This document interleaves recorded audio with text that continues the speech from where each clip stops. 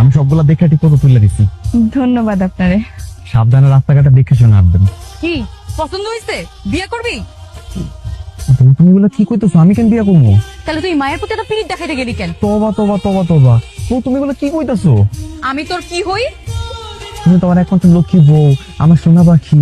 তাইলে নিজের বউয়ের ব্যাগ রাইখা অন্য মায়ের বাজারের ব্যাগ তুই তুইলা দেস? কি হিরো সাজস? আজকে তোর হিরোগিরি আমি ছুটাই দিতে। বউ, এতদিন পর শ্বশুর বাড়িতে যাইতেছি, শাস্তিটা তো নিজেকে বাড়িতে ফিরে যাও দিবা পড়তা। মিষ্টির বিলটা আমার শ্বশুরের নামে লেখা রাখেন, তুমি নিয়ে টাকা দিয়ে দিব। তুমি মনির জামাই? আচ্ছা ঠিক আছে, যাও, খাতায় লিখে রাখতেছি। 2 মাস পর বাপের বাড়ি যাইতেছি, এবার যদি কোনো আকাম করছো না, কোনো ঘুমের চিনছো না মনে এতদিনে। না না, আমি কোনো রকম করবো না, ঠিকঠাক মতো থাকবো। আরে মনি মা, কতদিন পরে আসবি রে মামা। এই যে তোমার জামাইরে দেখতেছো না, ভাদা ইম্মা একটা দাঁড়ায় আছে। কি হলো দাঁড়ায় আছো কেন? মিষ্টিগুলো দাও ভাবির হাতে। মিষ্টিগুলো কি ব্যাপার, মিষ্টির প্যাকেট এরকম হালকা কেন? মিষ্টি কি আছে আম্মা? মাত্র 3টা মিষ্টি। মিষ্টি কই মানে? তুমি নিশ্চয়ই আসার সময় মিষ্টি খাইছো তাই না?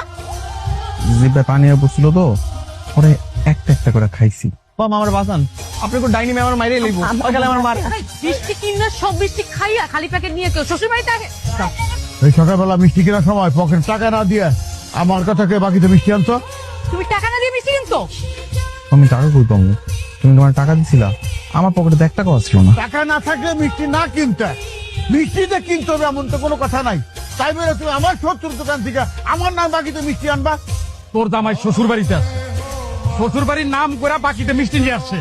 এই, এই, তোমার কি আক্কেল জ্ঞান কিছু নাই? হ্যাঁ, থাক